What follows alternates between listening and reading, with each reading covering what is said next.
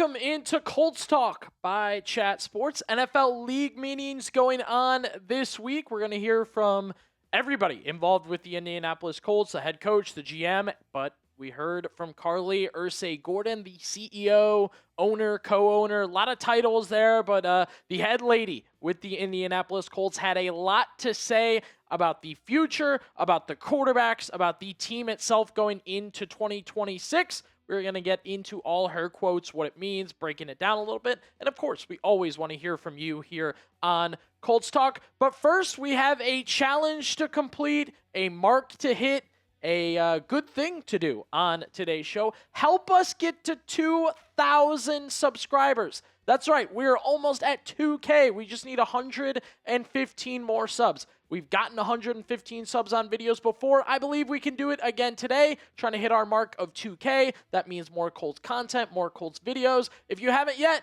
hit that sub button. The first Carlie's quote that we're going to go over, and this was the viral one, talking about Anthony Richardson, and I kind of say that with a little bit of a question mark. This is just a hot name in the Colts world right now. What is going on with Anthony Richardson? What is being said about Anthony Richardson? When will they trade him? Who will they trade him to?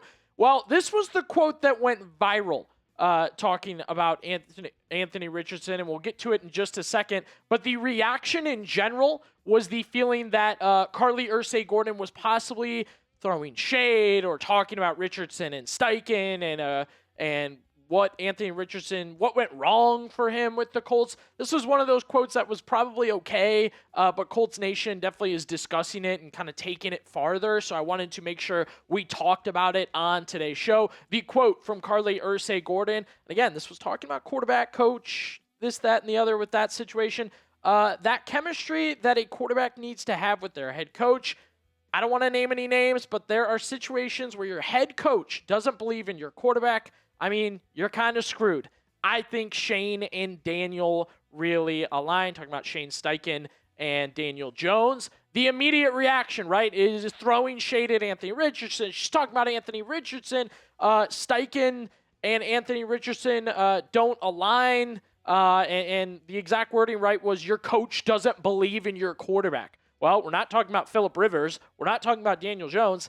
Yes, I do think she was meaning Anthony Richardson. I also just kind of think this was like a Daniel Jones and Shane Steichen are getting along and they work well together. I don't think it was like a Anthony Richardson was causing all these problems for Shane Steichen. It was more just like, yeah, DJ and Steichen work well together. We want to keep that going. Then, we get into the trade discussions. We know the Colts have granted permission to seek a trade. Richardson asked for it. They agreed. It's ongoing. My initial thought, the one thing I'm kind of wondering about and going at is kind of got to get this done before the NFL draft. That would be pretty ideal to get this done before the draft, have that capital this year or for the future. And again, go into the draft knowing what you've got in the quarterback room. That doesn't necessarily mean draft a quarterback. Just, hey, what do you need on your team? You may know we need another quarterback or we don't need another quarterback. The trade market is extremely bizarre when it comes to Anthony Richardson. All the teams we've listed have gone away pretty quickly. Maybe I've heard some Rams rumors lately, very light stuff. But again, it's more of like a can McVay turn him into something. For Packers, it's can LaFleur turn him into something. And I think for those teams, they want to go through the draft, then make those decisions. So it kind of doesn't meet in the middle. But I do think it would be really ideal and really important to get this trade done before the NFL draft. But like I said before, Carlie Irsay-Gordon really giving us nothing on the Anthony Richardson trade update, said nothing's materialized. She said all good things. I want to note, too, she was nice about it, kind about it, wishing him well, thinking he has a future. Same stuff Chris Ballard said. So that's kind of where we're at with the Anthony Richardson trade market. Wish I could give you more, but they're not giving us anything, so we kind of are where we are. My question for you, will Anthony Richardson be traded before the NFL draft? Type Y for yes, type N for no. Can the Colts get a deal done before draft night? 7th round, 6th round, can they get it done before the 2026 NFL draft? Type Y for yes, N for no. All right, the next quote from Carlie Irsay-Gordon I think is great because it kind of has a understanding of the fans, understanding the team. These are great moments, right? Because owners and GMs, they don't always talk the way you talk, say the things you say. This was something like Carlie agrees with the people, sees what the people see. She said that in order, was getting at the improvements for next season, talking D-line, talking edge rusher, talking about somebody to get after the quarterback. We know where we're at with that, right? I want Joey Bosa. They didn't get Trey Hendrickson. They signed Arden Key. She did mention Arden Key, by the way, as like, I kept saying he's your premier pass rusher of the offseason. She kind of reiterated, like, yeah, Arden Key's pretty good. It's like, okay. But she identified the need, right, which is always nice to see. As far as the defensive line, she notes with this one, but this is just my layman's view, is that I think the path that we need is obviously D-line. And I think it's a pretty clear path as far as what are the pieces we need. And I feel like there's a lot of great opportunities in the draft. Talking D-line, again, you look at this group. It's kind of funny because you did draft 2 defensive linemen 2 years in a row, and my guy LL and JT. JT, not a great rookie season. You look to see if he can kind of get back and if he can crack that starting lineup.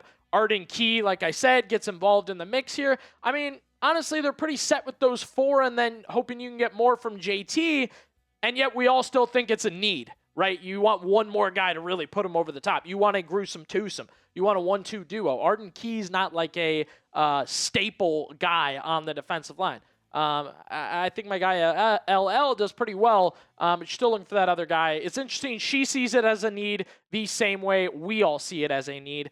I also think it's interesting she mentions the draft as a place where they can fill that need or get some good options or get some good guys out of that. You guys know me. I've talked plenty. I think free agency should be the move for the Colts. Joey Bosa, still on the market, still available. I think that's a perfect fit. But I don't want to get too much into that. We talked about that the other day if you want to go back and watch that video. If we are looking at the draft, here are some names to look at second round wise, because I do think that's where the Colts have to kind of look, because you're talking about filling a need, using a draft pick on it, and having a guy that can help you out right away, right? And I think it has to be a second round pick. You get to a third, a fourth, a fifth. Then it's like, all right, you're adding a depth piece more than a difference maker to improve for 2026. R. Mason Thomas from Oklahoma, TJ Parker from Clemson. We talked the other day about Caleb Banks. He was noted by Field Yates as somebody the Colts could add a little bit more depth on the defensive line, or Malachi Lawrence, the edge. And again, these are second round options for that pick at 47. And I don't know how many of you guys want to go defensive end, edge rusher, defensive tackle with that pick, but these are some names to watch, some options that you have at pick 47. Then, of course, you talk about one quarterback, you talk about the other. I feel like any Anthony Richardson video probably leads back to Daniel Jones. That's exactly what happened there. They give him a massive, historic contract. The constant question for Carlie Irsay-Gordon, for Shane Steichen, for Chris Ballard is always going to be, why'd you give him that contract? How do you feel about Daniel Jones, right? It's going to be over and over and over again until we get to next season and actually see him play. So her thoughts on Daniel Jones and giving him the contract and leap of faith, however you want to get into all that. She said, it's sort of like last year before we kind of faced some adversity and went downhill. It's like we pressed pause on a movie and now we're pressing play and we get to see what happens at the end, which I think is going to be a really cool thing.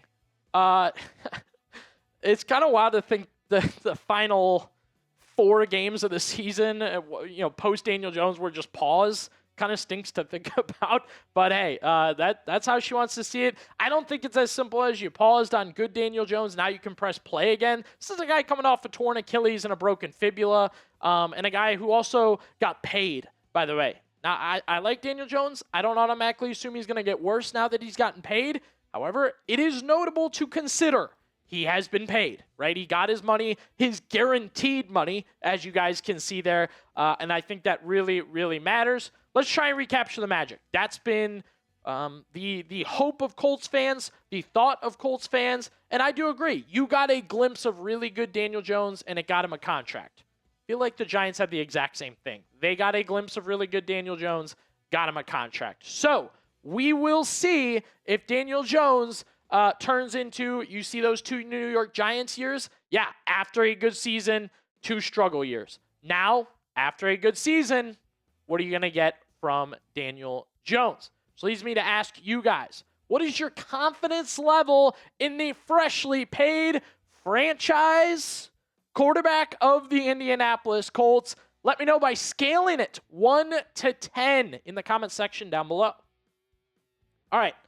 The point here, more Daniel Jones talk from Carlie Irsay-Gordon, Shane Steichen, Chris Ballard, everybody, all the higher-ups, representatives, however you want to put it with those guys, they have gone out of their way to show extreme support for Daniel Jones. It's been almost like let me cut you off and tell you how everything's okay and he's healing really, really well. Like, you just want to know, where's Daniel at right now? Is he in the facility? And Chris Ballard's going to cut you off and be like, he's doing really well, and we have a lot of faith in him, and that contract's not a big deal because we believe in him a lot. Which I understand. You have to do that with a guy that you just gave almost $100 million to over the next 2 years, 50-some guaranteed $1 million going in to this year coming off the injury. So, yes, I don't roll my eyes when they do this stuff. It makes sense to me. However, it does not ease my concern. I still think he's injury prone. I still think he has a lot to prove. I still think he's inconsistent. And yet, I'm excited for Daniel Jones to be back. Not because of what Carlie Irsay-Gordon says, but just in general, right? I try to keep that hype, try to keep that positive energy. Daniel Jones is a huge wait and see opportunity and topic here on Colts Talk, which we will continue to talk about. Make sure you hit that sub button. Draft coming up. Free agency still open. League meetings underway and booming with information. If you want the latest on the Indianapolis Colts, hit that sub button and join us.